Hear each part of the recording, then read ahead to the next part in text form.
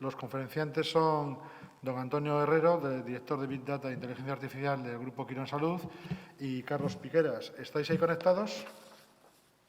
Carlos, Antonio. Sí. ¿Eres Antonio? Hola, buenas tardes. ¿Me escuchas? Hola, Sí, Carlos. sí, perfecto. Antonio. Hola. Bueno, Hola. pues vamos a ver una presentación que es resultados de sistemas de monitorización remota en diabetes en entornos conectados durante la crisis del COVID-19. No. No, joder, pues me lo han pasado mal. Pues me lo han pasado como Dios. Pues... La nuestra trata un poco sobre el valor de los datos. Pues es verdad que antes lo hemos visto, tienes razón, Antonio. Bueno, presentas primero a Antonio, creo, ¿no?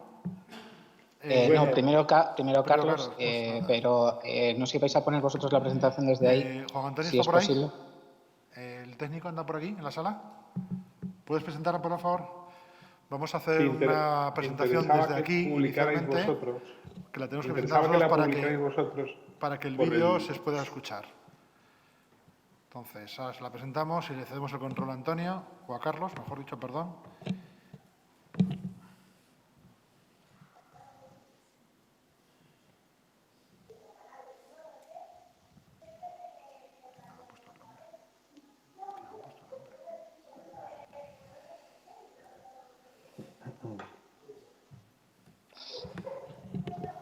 Adelante.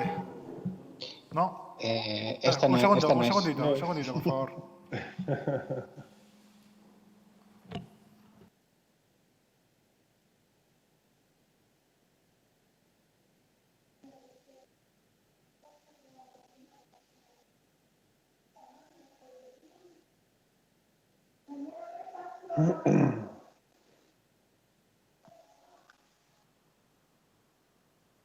Carlos, ¿puedes tomar el control ya? ¿Lo tienes? Sí, esa es. Pues adelante, por favor, si quieres... cuando quiera. Vale. Por cierto, recordar a los conferenciantes que tenéis 30 minutos. Venga, hasta luego. Vale, perfecto. Gracias. Si quieres, Antonio, coges tú el control de... Como voy a hacer... Ahí está. Vale, perfecto. Bueno, oye, lo primero, bueno, saludar a todos los que estáis en Málaga, a los que estáis conectados, por supuesto, también. Es una pena, ya lo han dicho esta tarde antes, lo que lo dice todo el mundo, nos hemos perdido los expertos este año y todo esto, pues bueno, otra vez el año que viene, Dios mediante, todos felizmente podremos acordarnos de lo triste que ha sido ahora, pero esperemos que nos acordemos con alegría. Así que nada más que decir, un saludo a todos los que estáis allí. Agradecer a las 6 el empuje y el empeño en aún así celebrar esto, porque es un sitio de convivencia científica que es necesario, con lo cual, oye, pues encantados. Yo voy a hacer una introducción muy breve, porque creo que lo importante en nuestra charla es por la participación de Antonio, que es realmente el que tiene un caso real, en un ambiente real bueno, del valor de los datos, en concreto pues de la utilización de Big Data, técnicas de Big Data e inteligencia artificial. Y en este sentido, mi participación es introducir un poco la figura de Huawei en este proyecto. No sorprende a nadie, Huawei es una compañía enorme, con base en China y por lo tanto ya China y enorme parece que es un binomio que siempre va junto, pero muy conocida por su infraestructura. Entonces, en este caso, en sanidad sigue siendo así. Prácticamente en el ámbito sanitario, lo que hace Huawei es aportar una infraestructura para sobre la que esa infraestructura se construyan historia clínica electrónica, sistemas de información, muchas cosas. Entonces, si encontráis proyectos en los que Huawei aporta la red, el wifi, el cableado o el almacenamiento, es algo que no va a sorprender hoy en día a nadie. Lo que sí puede sorprender un poco más es una vertiente no muy nueva en el sentido que lleva años, pero sí novedosa en cuanto a la implantación y el uso. Pasa a la siguiente transparencia, por favor, Antonio.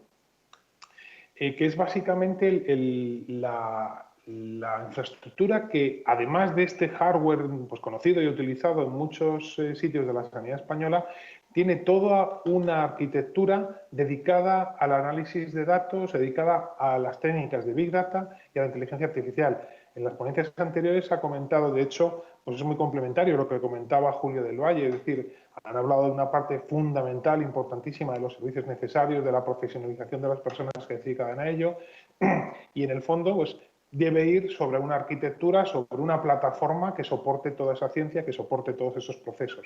Bueno, pues por centrar un poco el ámbito de Huawei, Huawei es plataforma. Huawei no entra en el ámbito de esos científicos que utilizan inteligentemente esta plataforma. Para eso vamos a ver pues, lo que va a contar Antonio, que es la materia gris, ¿no? En este sentido, Huawei sería la parte que soporta todo esto. Es algo más que simplemente capacidad ilimitada de almacenamiento o computación a lo bestia, por decirlo así en plata, tiene que ver con un diseño de hardware específico para que sea muy eficiente, para que sea muy rápido. Una de las claves en todo esto es que las iteraciones sean muy rápidas. Lo que antes tardaba una semana, pues que tarde apenas días o apenas horas. Entonces, eso hace que las iteraciones en los desarrollos de algoritmos sean mucho más productivos, que podamos avanzar. Otro de los puntos claves es que la capacidad de almacenamiento, no en bruto, que también, pero además la clasificación de almacenamiento también sea muy eficiente. Bueno, pues esa parte, si pasas a la siguiente transparencia, por favor, es toda una serie de componentes que también se han hecho mención en la presentación anterior.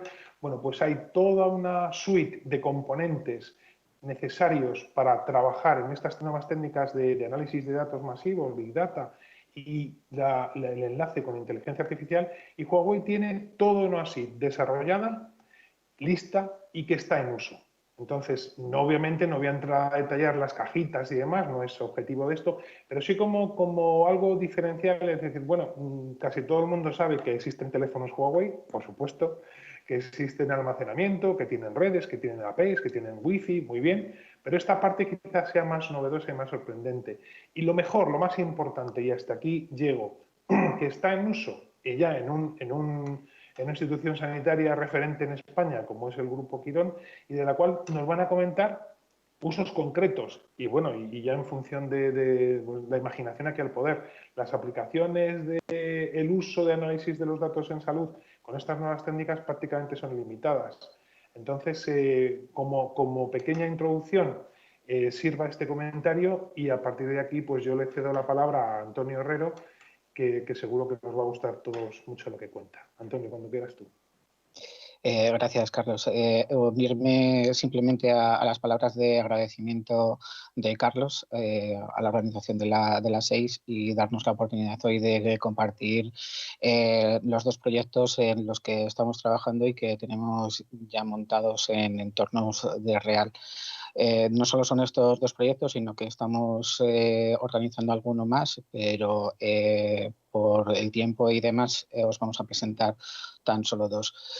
El primero trataría del análisis de las imágenes radiológicas que debido a esta, por decirlo de alguna forma, desgracia que hemos sufrido de la pandemia, pues nos llevó a intentar ayudar en todo lo posible a los facultativos que estaban en primera línea de todo esto. Y para ello, pues organizamos el proyecto del análisis de las imágenes radiológicas, que en principio consiste en analizar a través de inteligencia artificial y deep learning la imagen como tal de la RX de tórax.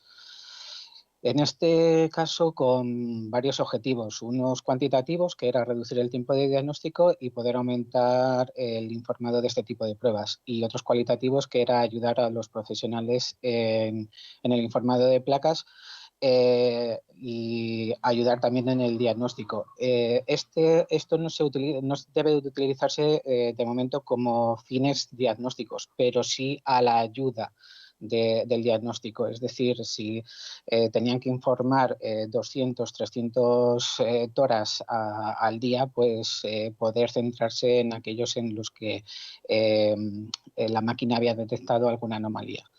Evidentemente esto conlleva una serie de mejoras, no solo para el profesional, que aumentamos un poco la seguridad clínica y la eficiencia, y también para el paciente en cuanto a calidad y seguridad clínica y la experiencia del paciente. Lo que hacemos es directamente, no solo era ya nos centramos en el COVID, sino en una serie de patologías que se pueden ver a través de las imágenes de RX de tórax, que son el neumotórax, la neumonía vírica, bacteriana, la infiltración, cardiomegalia, telestasis. Bueno, aquí tenéis una serie la serie de las pruebas más relevantes. Al final, lo que hemos utilizado para este tipo de entrenamientos, pues no sé, lo que se suele hacer es utilizar bases de datos publicadas y hacer los entrenamientos con esas imágenes y luego aplicar las nuestras. En concreto, las nuestras, al final, hemos utilizado más de 176.000 imágenes, de las cuales 100.000 eran de la Universidad de Stanford y algunas de ellas de la base de datos pública del Hospital de Alicante. Con todo ello, al final, para este tipo de patologías, bueno, pues estas son las medidas que se utilizan habitualmente en Big Data para saber cómo la fiabilidad de los algoritmos respecto a lo que se está midiendo. En concreto, obteníamos una precisión del 97% para el COVID y del 93% como para la patología normal, vamos, como si la RX de tórax normal. Porque veáis un poco la evolución, al final empezamos en marzo del 2020. Lo que ocurre casi en todas estas ocasiones, pues vas entrenando los algoritmos y lo que nos encontramos es que acertábamos bastante bien la patología, pero no acertábamos la zona afectada del pulmón. Nuestra idea era no solo acertar la patología, sino también dibujar con un mapa de calor la zona afectada del pulmón para facilitar mucho más la interpretación de este tipo de imágenes. Al final del todo, como veis, de marzo a mayo, en tan solo 3 meses, conseguimos hacerlo directamente, representar el pulmón con el mapa de calor y las zonas afectadas. De esta forma, aquí se ve un poquito más claro. Todo esto es una acción supervisada por los radiólogos, que gracias a ellos, que en ciertas placas nos marcaban las zonas afectadas del pulmón. Esta sería la original. Lo que os comentaba, en marzo éramos capaces de detectar la patología, pero no éramos capaces de dibujar la zona afectada. Y al final, lo que representa en la imagen inferior derecha, pues éramos capaces no solo de acertar la patología, sino la zona afectada del pulmón y marcada por el propio radiólogo. Esto, al final, con el entrenamiento, el propio algoritmo va aprendiendo y estos son los resultados.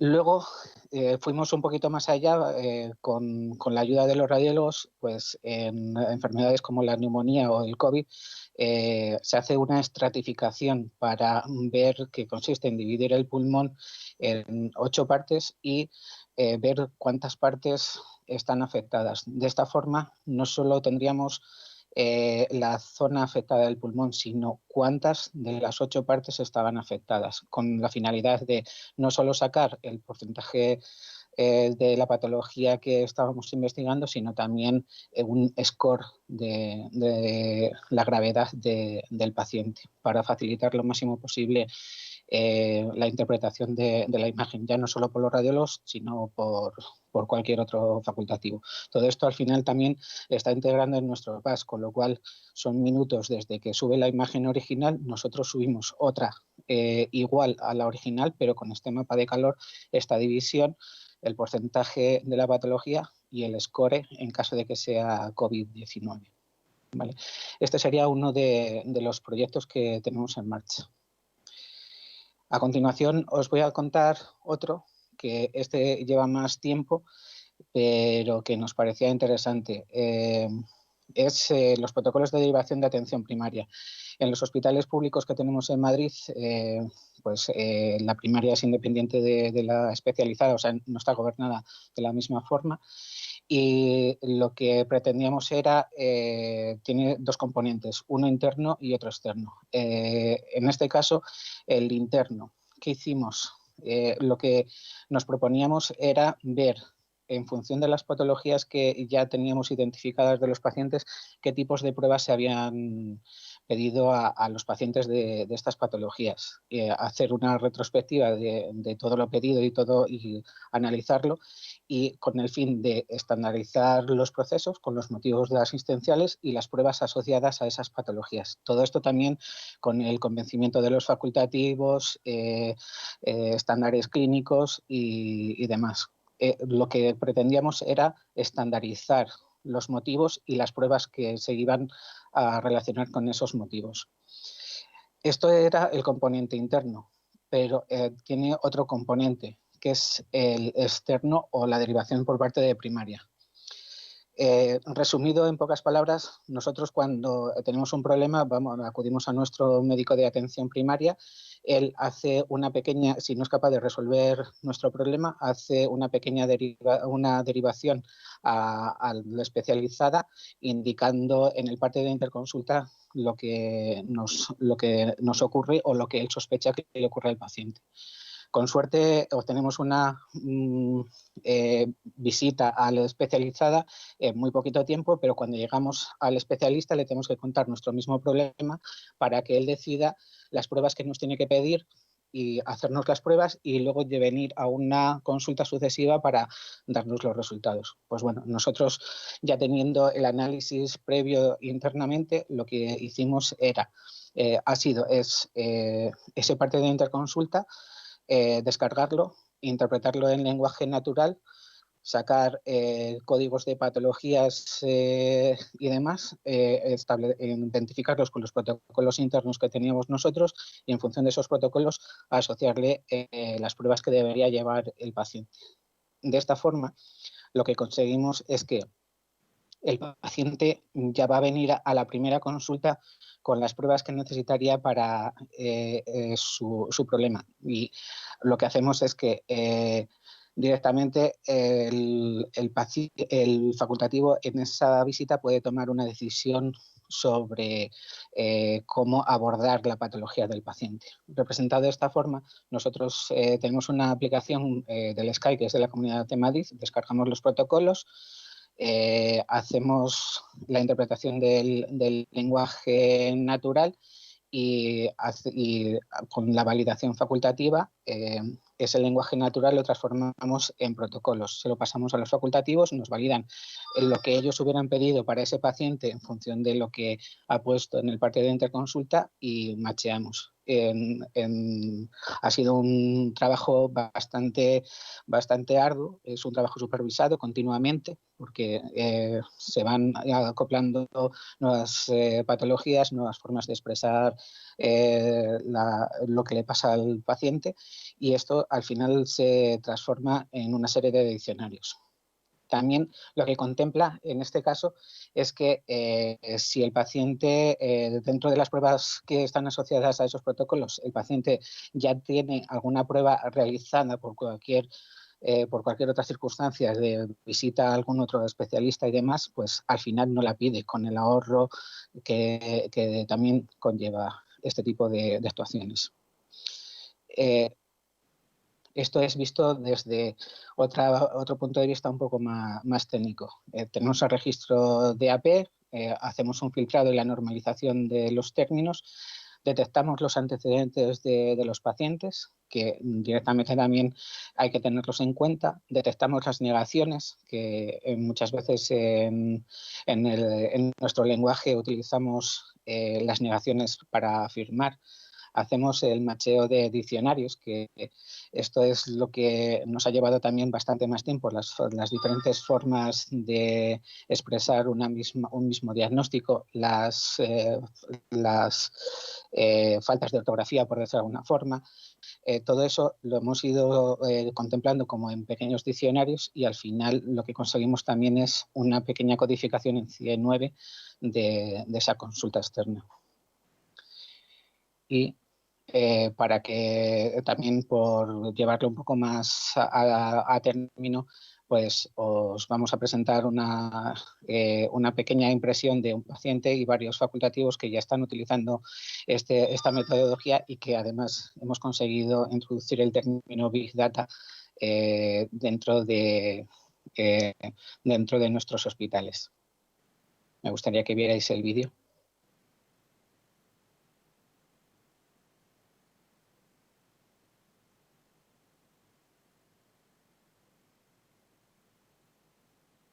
No sé si se ve. Sí, se ve. Sí. Ahora ya se ve.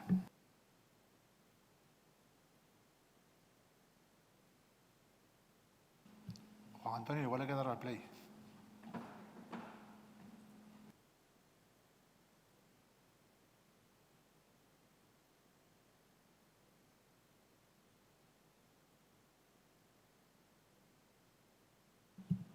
No son...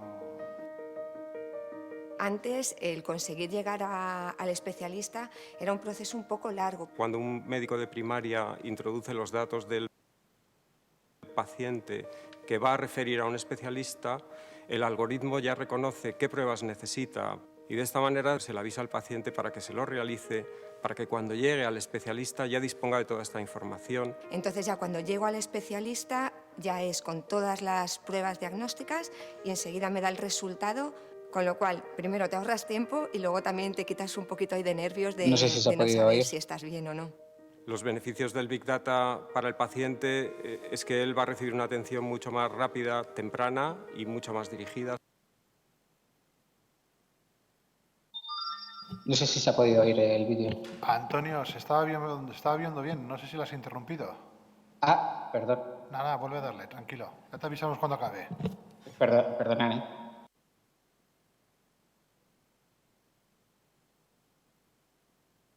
Ya podéis perdonar, pero es que ellos no ven la pantalla. Se tienen que fiar un poquitín de lo que estamos viendo aquí nosotros. Por eso han ido un poquitín a ciegas.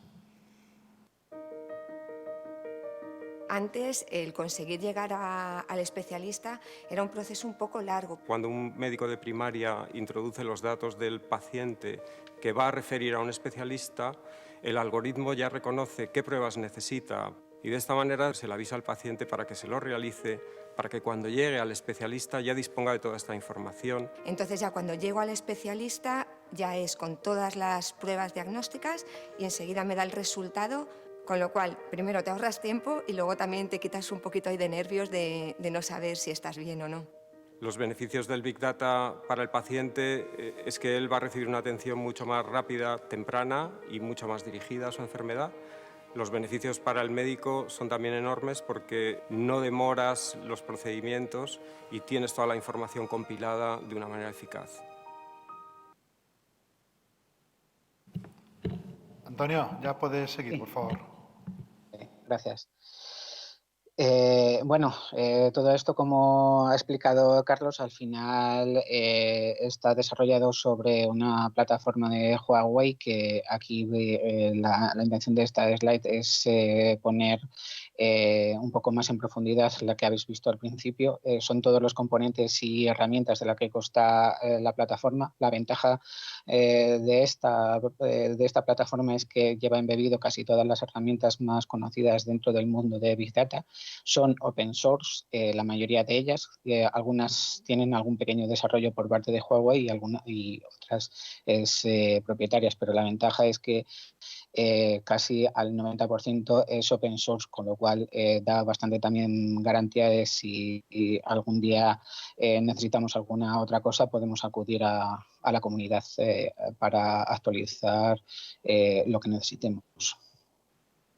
Y de todas formas también poneros una pequeña slide de un caso de uso que también estamos utilizando, que es la codificación automática de urgencias, en la que utilizamos, como veis, es el posible proceso que se puede seguir a través de este tipo de herramientas, pues las diferentes fuentes de datos, la ingesta a través de las herramientas conocidas de Big Data, la búsqueda del texto y demás del lenguaje natural, la interpretación, y luego al final tenemos unas salidas a través de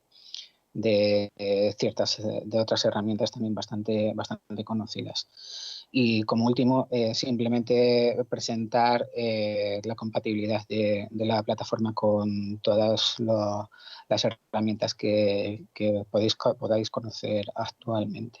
Y ya para finalizar, pues daros las gracias por vuestra atención y esperamos que os hayan gustado. Muchísimas gracias, Carlos, Antonio. Ha sido una presentación bien. Nos ha costado esta mañana prepararla, pero bueno, a mí particularmente me ha encantado. Vamos, sí, ríete.